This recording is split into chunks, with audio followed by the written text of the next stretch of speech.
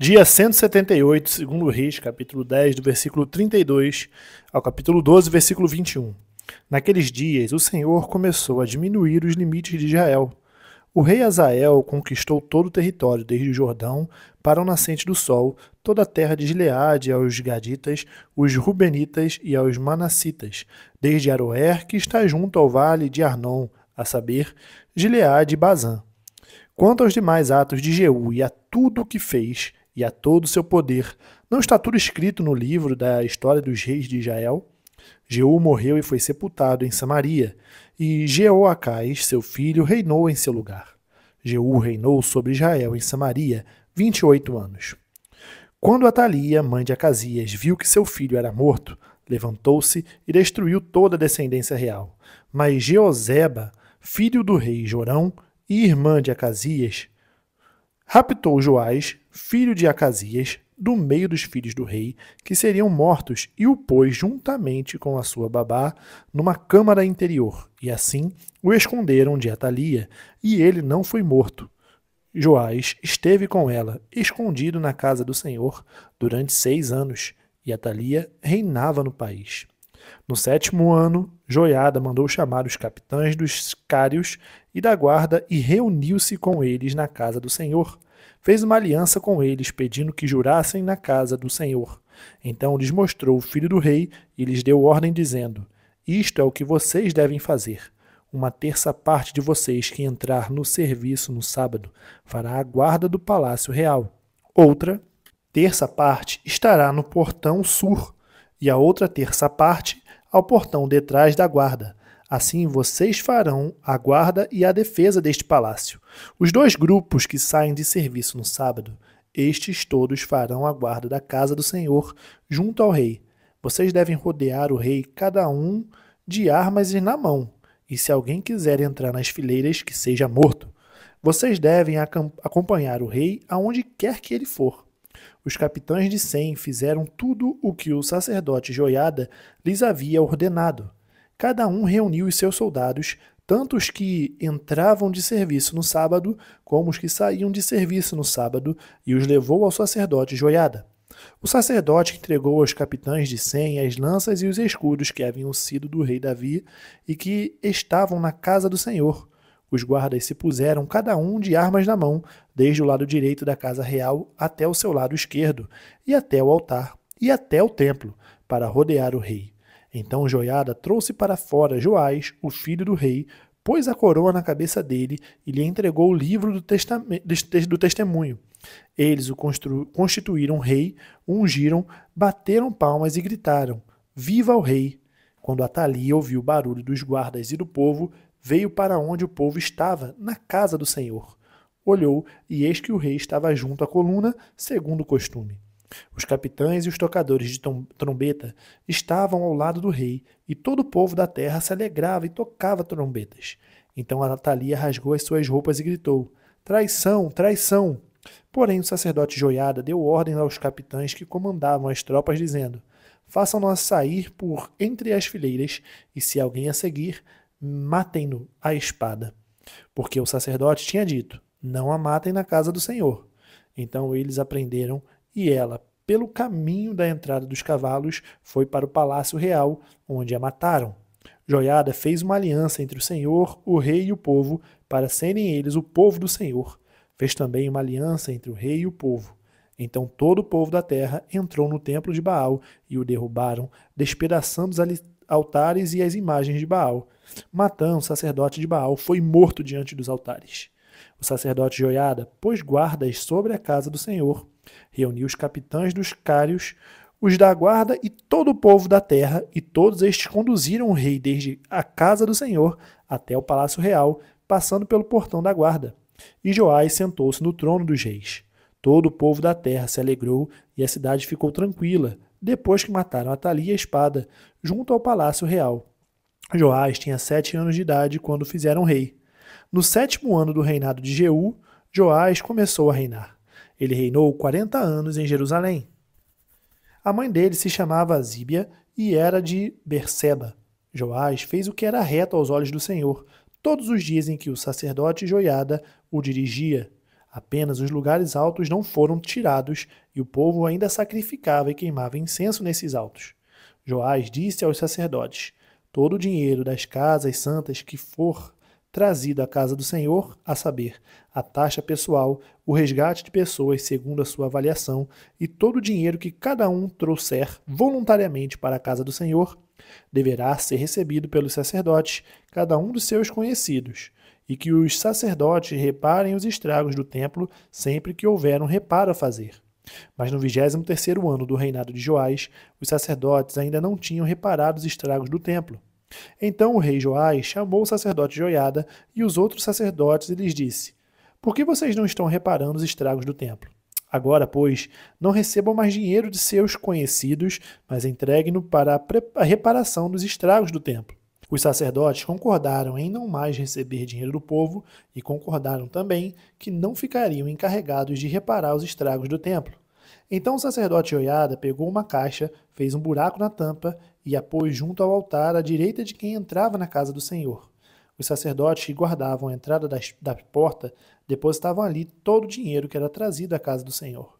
Quando viam que já havia muito dinheiro na caixa, o escrivão do rei e o sumo sacerdote vinham, contavam e ensacavam o dinheiro que se achava na casa do Senhor.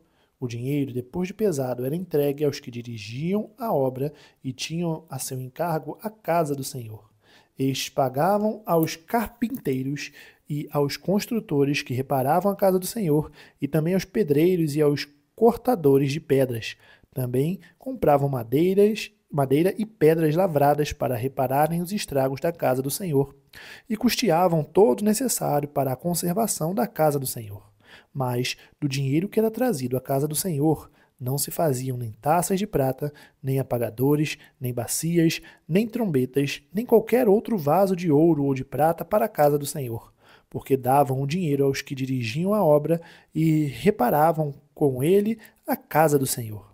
Também não pediam contas aos homens em cujas mãos entregavam aquele dinheiro para o dar aos que faziam a obra, porque eram honestos. Mas o dinheiro de oferta pela culpa e o dinheiro de oferta pelos pecados não era trazido à casa do Senhor, ficava para os sacerdotes. Nessa época, Hazael, rei da Síria, atacou e conquistou a cidade de Gate. Depois Hazael resolveu marchar contra Jerusalém. Porém Joás, rei de Judá, pegou todas as coisas santas que Josafá, Jeorão e Acasias, seus pais, reis de Judá, haviam dedicado, bem como todo o ouro que havia nos tesouros da casa do Senhor e no palácio real, e os mandou a Hazael, rei da Síria, e este se retirou de Jerusalém. Quanto aos demais atos de Joás e a tudo o que fez, não está tudo escrito no livro da história dos reis de Judá? Os servos de Joás se levantaram, fizeram uma conspiração e mataram Joás na casa de Milo, que fica na descida para Sila.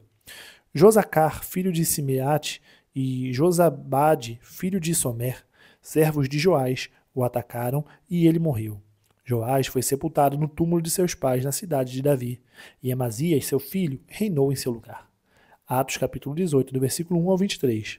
Depois disso, deixando Atenas, Paulo foi a Corinto. Lá encontrou um judeu chamado Áquila, natural do Ponto, recentemente chegado da Itália com Priscila, sua mulher, porque o imperador Cláudio havia decretado que todos os judeus deviam sair de Roma. Paulo aproximou-se deles e, como tinham o mesmo ofício, passou a morar com eles e ali trabalhava. O ofício deles era fazer tendas.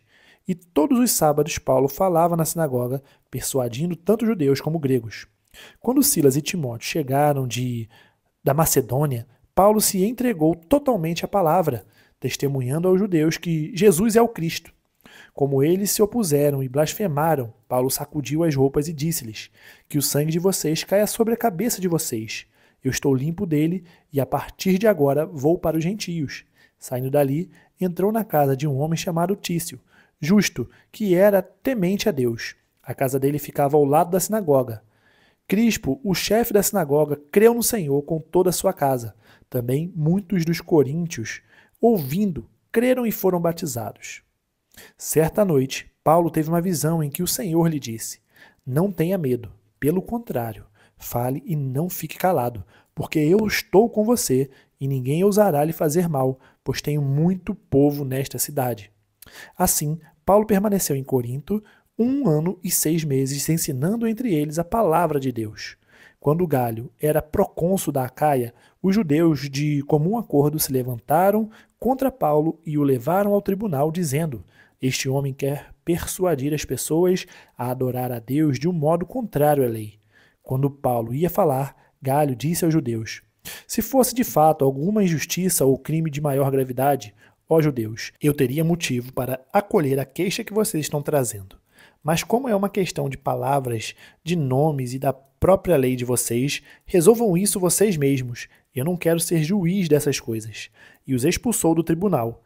Então todos agarraram Sóstenes, o chefe da sinagoga, e começaram a espancá-lo diante do tribunal. Galho, todavia, não se incomodava com estas coisas. Paulo ficou ainda muitos dias em Corinto. Por fim, despedindo-se dos irmãos, navegou para a Síria, levando em sua companhia Priscila e Áquila. Antes de embarcar, rapou a cabeça em Cencreia, porque tinha feito um voto. Quando chegaram a Éfeso, Paulo deixou ali Priscila e Áquila. Ele, porém, entrando na sinagoga, pregava aos judeus. Pediram-lhe que ficasse mais algum tempo, mas Paulo não quis. Ao se despedir, disse: "Se Deus quiser, virei visitá-los outra vez." E embarcando, partiu de Éfeso. Chegando a Cesareia, foi logo para Jerusalém, e tendo saudado a igreja, seguiu para Antioquia. Havendo passado ali algum tempo, saiu atravessando sucessivamente a região da Galácia e Frígia, fortalecendo todos os discípulos. Salmos capítulo 145, do versículo 1 ao 21. Eu te exaltarei, ó Deus meu e Rei. Bendirei o teu nome para todo sempre. Todos os dias te bendirei e louvarei o teu nome para todo sempre. Grande é o Senhor e muito digno de ser louvado. A sua grandeza é insondável. Uma geração louvará a outra geração as tuas obras e anunciará os teus poderosos feitos. Meditarei no glorioso esplendor da tua majestade e nas tuas maravilhas. Falarão do poder dos teus feitos tremendos, e eu anunciarei a tua grandeza. Divulgarão a memória da tua imensa bondade e com júbilo celebrarão a tua justiça. Bondoso e compassivo é o Senhor, tardio em irar-se e grande em misericórdia. O Senhor é bom para todos, e as suas misericórdias permeiam todas as suas obras. Todas as tuas obras te renderão graças, Senhor, e os teus santos te bendirão. Falarão da glória do teu reino e confessarão o teu poder, para que os filhos dos homens conheçam os teus feitos poderosos e a glória da majestade do teu reino. O teu reino é um reino eterno, e o teu domínio subsiste por todas as gerações. O Senhor é fiel em todas as suas palavras e santo em todas as suas obras. O Senhor sustém todos os que vacilam e levanta todos os que estão prostrados. Em ti esperam os olhos de todos, e tu, a seu tempo, lhes dás o alimento. Abres a mão e satisfazes os desejos de todos os viventes.